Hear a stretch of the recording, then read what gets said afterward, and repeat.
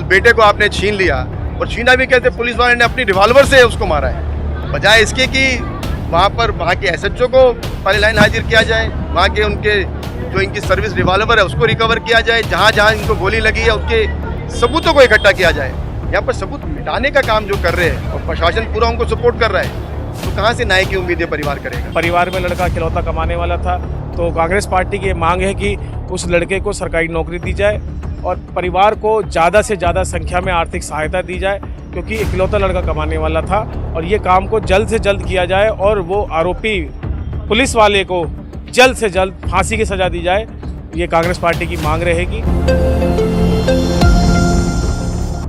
पांडव के परिवार ने अस्थि विसर्जन करने से साफ इनकार कर दिया है। उनका कहना है कि जब तक उनके बच्चे को इंसाफ नहीं मिलेगा तब तक अंतिम संस्कार की प्रक्रिया पूरी नहीं की जाएगी। इसी मांग को लेकर परिवार और स्थानीय लोगों ने धरना प्रदर्शन भी किया। मौके पर उत्तम नगर के निगम पार्षद और विधायक पहुंचे, जहां विधायक ने परिवार को भरोसा दिलाया कि उन्हें हर हाल में न्याय दिलाया जाएगा। वहीं थाना प्रभारी यानी SHO भी मौके पर मौजूद रहे और स्थिति को संभालने की कोशिश की। इसके अलावा जिला अध्यक्ष राजेश यादव और उपाध्यक्ष अमित कनौजिया भी मौके पर पहुंचे और परिवार के साथ खड़े नजर आए। पूरी खबर जानने के लिए बने रहें हमारे साथ। पहले धर्म के नाम पे मारा गया और आज राज्य के नाम पे मारा गया, क्या कहेंगे? देखिए, जिस तरह से लगातार पहले तो धर्म के नाम पर ही बांट रहे थे, और आज जिस तरह से पुलिस के द्वारा ही, अगर पुलिस से ही भक्षक बन जाएगी तो रक्षा कौन करेगा। और बीजेपी का जो स्टैंड है इस पे, मेरे साथ में राहुल जी है, उनके भाई है, और जिस तरह का प्रशासन का आज जो रोल देख रहे हो बड़ा अजीब सा है। मृतक परिवार से मिलने के लिए पहले CM साहिब जाते थे, PM आते थे, MLA MP मिलने आते थे, पर आज का राजसी माहौल है। आज इनको SDM DM अपनी गाड़ी में बिठा के रानी साहिबा के मकान में, महल में लेकर जाते हैं, और महल में इनको आश्वासन दिया जाता है कि आपकी पढ़ाई का खर्चा, आपके मेडिकल के एक्सपेंस जो है हम लोग पूरे करेंगे। मुआवजे के नाम पर कोई भी इनको आश्वासन नहीं दिया जाता, नौकरी के नाम पर इनको कुछ नहीं कहा जाता, और सिर्फ समझा बुझा कर कि आप कुछ ना कहिए, आप घर चलिए और शांत बैठ जाइए। इस मौके को बिल्कुल दबाने की कोशिश जिस तरह से शासन और प्रशासन कर रहा है, ये बहुत शर्म की बात है। कुछ दिन पहले, 2 दिन पहले यहाँ पे राजेश वर्मा जी भी आए थे और परिवार को चिराग पासवान द्वारा कुछ देके गए थे भेंट इनको, तो क्या लगता है कि उस जो ये देकर गए हैं, भेंट देकर गए हैं, क्या इससे इनका परिवार चल जाएगा?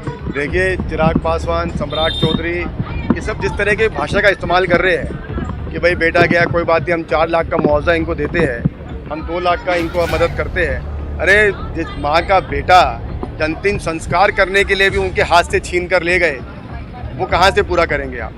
जिस माँ के बेटे को, जो इकलौता बेटा था परिवार में कमाने के लिए, जोमेटो में डिलीवरी करता था, उस बेटे को आपने छीन लिया, और छीना भी कैसे, पुलिस वाले ने अपनी रिवॉल्वर से उसको मारा है, बजाय इसके कि वहाँ के SHO को पहले लाइन हाजिर किया जाए, वहाँ के उनके जो इनकी सर्विस रिवॉल्वर है उसको रिकवर किया जाए, जहाँ जहाँ इनको गोली लगी है उसके सबूतों को इकट्ठा किया जाए। यहाँ पर सबूत मिटाने का काम जो कर रहे हैं और प्रशासन पूरा उनको सपोर्ट कर रहा है, तो कहाँ से न्याय की उम्मीदें परिवार करेगा।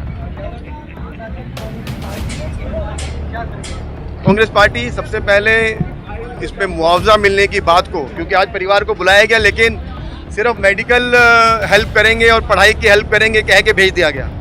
हम लोग इस मांग को पुरजोर तरीके से उठाएंगे कि परिवार को एक तो पहले मुआवजा मिले, नंबर 2 परिवार में एक सरकारी नौकरी, क्योंकि उनके छोटे भाई है विकास, वो भी छोटा है उनसे, उसको सरकारी नौकरी देके कहीं ना कहीं परिवार की मदद की जाए। इस बात के लिए पूरी कांग्रेस पार्टी इस बात को पुरजोर तरीके से उठाएगी। मैडम जी, एक पूर्वांचल के परिवार को, एक बिहार के परिवार को, उसके बच्चे को 3 दिन पहले एक दिल्ली पुलिस के सिपाही ने यह पूछने के बाद तुम कहाँ से हो, उसने बोला मैं बिहार से हूँ, गोली मार दी। ये हमारा देश कहाँ जा रहा है? अभी कुछ दिन पहले, 1 महीने पहले भी एक डिलीवरी बॉय को भी इसी बिंदापुर में गोली मार दी गई थी, डिलीवरी बॉय को भी। ये लड़का भी डिलीवरी करता था, और 3 दिन से इस केस में पुलिस कोई कड़ी कार्रवाई नहीं कर रही थी, इसको सही से नहीं ले रही थी। पूर्वांचल के लोगों ने बिंदापुर थाने घेराव करा, घेराव करने के बाद पूर्वांचल के लोगों ने मांग उठाई, तब जाके इस पर संज्ञान लिया। और कल जब यहाँ पे लोकल सांसद आती हैं तो यहाँ के लोकल जो स्थानीय विधायक हैं उनकी नींद जागती है, वो अपनी उपस्थिति दर्ज कराने के लिए यहाँ भागे भागे आते हैं। तो ये तो इनकी मानसिकता है। एक पीड़ित परिवार, उनकी विधानसभा में यहाँ का एमएलए उनसे नहीं मिला। जब ऊपर के लोग आए संज्ञान लेने के लिए, जब पूर्वांचल के लोगों ने थाने में बात को उठाया और ये बात उठी, तब ये बीजेपी के लोग आते हैं। और आज देखिए, आते ही लोगों ने राजनीति शुरू कर दी। आज पीड़ित परिवार के पिताजी और उसके बहन को बुलाया गया और वहाँ बुला के अभी हमने उसके पीड़ित परिवार के लोगों से बात करी कि क्या कहा। मुख्यमंत्री ने तो कहा कि हम आपको केवल मेडिकल सुविधाएं देंगे, यही सब उन्होंने कह के उनको वापस भेज दिया। और आज हम ये मांग करते हैं कांग्रेस पार्टी की, यहाँ पर कांग्रेस पार्टी के नजफगढ़ जिला के डेलीगेशन यहाँ पे मौजूद था। दिल्ली प्रदेश से राहुल गांधी जी ने यहाँ पे अपना डेलीगेशन भेजा था एआईसीसी की तरफ से। यहाँ मिश्रा जी आए थे, शांत मिश्रा जी यहाँ पे आके मिल के गए, पीड़ित परिवार से 2 घंटे बैठे, मिले गए हैं। और बहुत जल्दी मैं उम्मीद भी करता हूँ कि हमारा शीर्ष नेतृत्व भी यहाँ पे आएगा, पीड़ित परिवार से मिलेगा। हम यह मांग करते हैं कांग्रेस का डेलीगेशन और इस जिला की तरफ से, मैं अमित कनौजिया नजफगढ़ जिला से मैं मांग करता हूं, हम लोग ये मांग करते हैं कि इस पीड़ित परिवार की आर्थिक मदद की जाए, क्योंकि वो अकेला लड़का कमाने वाला था। छोटा भाई पतला सा है, बीमार चल रहा है, उसकी भी तबीयत ज़्यादा ठीक नहीं है।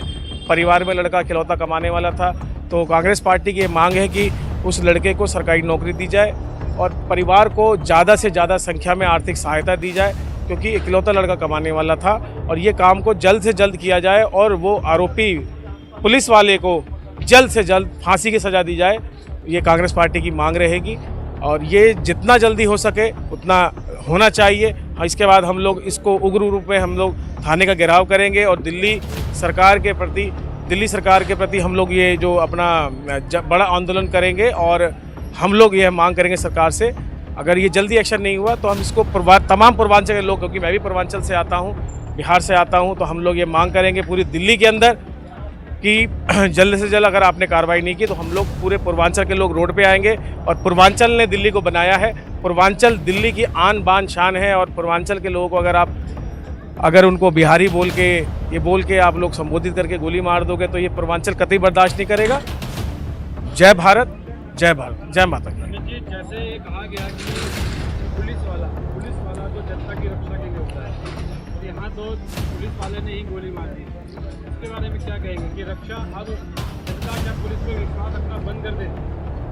मैं तो यही चाहता हूँ दिल्ली की जनता से कि वो बंद कर दे इन पे पुलिस वालों पे विश्वास करना, क्योंकि केंद्र में जो हमारे अमित शाह जी बैठे हैं वो कैसे तानाशाही रवैया, मोदी जी का तानाशाही रवैया किस तरह से वो देश चला रहे हैं। सबके पास ईडी सीबीआई भेज के उनको अपनी अपनी पार्टियों में वॉशिंग मशीन वाली पार्टी जो भारतीय जनता पार्टी है उसमें शामिल कर रहे हैं। और जो अमित शाह जी के जो पुलिस वाले हैं, दिल्ली केंद्र शासित प्रदेश है, दिल्ली पुलिस भी उन्हीं की है, तो दिल्ली पुलिस के जवान भी अपने आप को अमित शाह जैसा डिक्टेटर और तानाशाही समझते हैं। तो इस डिक्टेटरशिप को दिल्ली की जनता, दिल्ली का पूर्वांचल समाज इनको सबक सिखाएगा और दिल्ली की जनता का कैसे रक्षक दोबारा से इनको बनाना है ये पूर्वांचल समाज भली भांति जानता है। हमारे साथ अभी सार्थक है जो कि हमेशा आगे रहता है इसलिए इंसाफ दिलाने में। उत्तम नगर के केस को हम भूल नहीं सकते, जहाँ पे धर्म पूछ करके उसको तरुण को मारा गया था, वहाँ पे भी सार्थक नजर आए थे। और आज यहाँ पे एक बिहारी बोलकर गोली मारी गई है और यहाँ पे भी नजर आए हैं। तो सार्थक क्या कुछ कहोगे कि ऐसा हालात आ गए दिल्ली में कि कहीं धर्म पूछकर, कहीं राज्य पूछकर, कहीं जात पूछकर मारा जा रहा है? सबसे बुरी दुख की बात यह है कि इस जगह पे जहाँ पर माँ रो रही है उसके आसपास ये लोग राजनीति कर रहे हैं, भाजपा, आम आदमी पार्टी, कांग्रेस। एक बात बताइए, कौन से राज्य में इस प्रकार का क्राइम नहीं होता है? क्या इस तरीके से बिहारी होने की वजह से, भाषा हिंदी बोलने की वजह से, जाति की वजह से ये क्राइम जो है वो हर राज्य में हो रहा है? किसी राज्य में भाजपा है तो किसी राज्य में कांग्रेस है और तो किसी राज्य में आपकी डीएमके और अलग पार्टीज है। क्राइम हर जगह पर है, लेकिन इस क्राइम को इंसाफ मांगने के लिए यहाँ पे जो लोग आते हैं वो अपनी अपनी राजनीति रोटियों को लेकर आते हैं कि कहाँ पर सेट बैठेगा और वहाँ पे सेक देंगे। लेकिन सार्थक अभी तक तो यही रखा गया है कि कोई बीजेपी नेता नजर नहीं आया। जब सांसद का यहाँ आना हुआ तब बीजेपी यहाँ पे नजर आई है। हाँ, तो अभी वो इसलिए नहीं आई ना बीजेपी नजर, क्योंकि राज्य दिल्ली है। अभी केजरीवाल की सरकार होती तो भाजपा सबसे पहले मौजूद होती। मैंने आपको यही तो बताया, ये कहानी सिर्फ भाजपा की नहीं है, ये हर पार्टी की कहानी है। हर पार्टी अपने समीकरण को देखकर लड़ती है कि क्या करना है। अभी बिहार में चुनाव हो तो सारे मिलते हैं आपको यहाँ पे, बता तो रहा हूँ मैं आपको। अभी आज जो लोग ये बिहारी होने की वजह से घर पे बैठे हुए हैं, ये सोच रहे हैं कि बिहारी मरा है, तो आप ये मत सोचिए आज बिहारी होने के चक्कर में मरा तो कल आप भी तो किसी ना किसी कारण मरोगे, आपको भी तो मारा जाएगा। आप तमिलनाडु में हिंदी बोलने पे आपको मारा जाएगा। तो आप ये सोच रहे हो बिहारी है तो छोड़ दो, तो आप गलत कर रहे हो। अगला नंबर आपका भी हो सकता है, कभी भी हो सकता है आपको। पांडव को जो गोली मारी गई उसके पीछे एक और लड़का था जो तमिलनाडु से, उसके आगे पीछे कोई नहीं है। सबसे बड़ी बात ये है। हाँ। और वो जिंदगी और मौत में लड़ रहा है, उसके लिए आप क्या कहेंगे? देखिए, उसके लिए दिल्ली सरकार को पहली बात तो देखो, दिल्ली पुलिस को एक पीसी करनी चाहिए जिसके अंदर वो पूरा डिटेल दे समाज को, पूरे देश को, दिल्ली को संबोधित करे कि क्या उस केस में हुआ है, नीरज जो है इसको क्या एक्शन इस पे हुआ है और दिल्ली पुलिस क्या करने वाली है परिवार के लिए, सरकार का क्या रोल है। वो लड़का अकेला था इस परिवार का। सरकार तो परिवार को लेके गई है, तब से अभी तक परिवार का कुछ पता ही नहीं। हाँ, तो परिवार जो है उसके लिए क्या सरकार कर रही है, ये तो सरकार को सामने रखना पड़ेगा ना। अब आप ये सोचते हो, सरकार भी ये सोचती है कि कौन सा समीकरण बैठ रहा है। एक बात बताइए, आज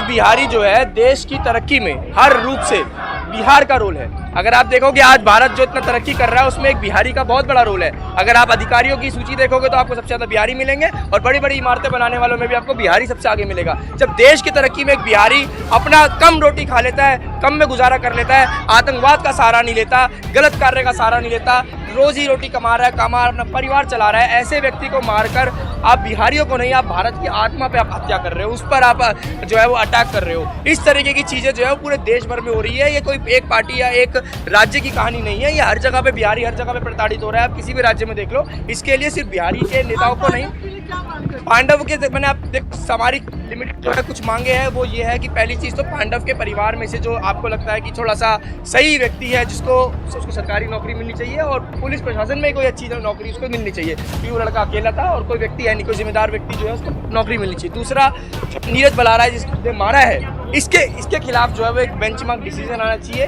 और इस पर स्ट्रिक्ट एक्शन होना चाहिए। जैसा कि मुझे समझ भी आ रहा है कि ये व्यक्ति जो है वो स्पेशल सेल में उसको डाला गया था, क्राइम ब्रांच में डाला गया था, जबकि उसकी पोस्टिंग पे भी रिसेंटली हुई थी। तो आप पहले ये सवाल करता है पुलिस उस पर भी कि आप प्रोसेसिंग पे भी कि कैसे आप किसी व्यक्ति को कहाँ पर डिप्लॉय कर रहे हो। जो व्यक्ति अभी ट्रेंड ही नहीं है, नई वर्दी जिसने पहनी है, उसको आप क्राइम में डाल दोगे, वो कितना बड़ा एक थ्रेट है। इससे कुछ 20 दिन पहले भी उसने एक आदमी पे इस तरीके से पिस्तौल टांगी थी। तो कहने का मतलब है कि ये पुलिस की गलती है, इसको एक्सेप्ट करना चाहिए, कंडेम करना चाहिए और सामने से आकर परिवार के लिए और जनता के लिए संबोधित करना चाहिए उनको कि ये सही है और ये गलत है और हमने ये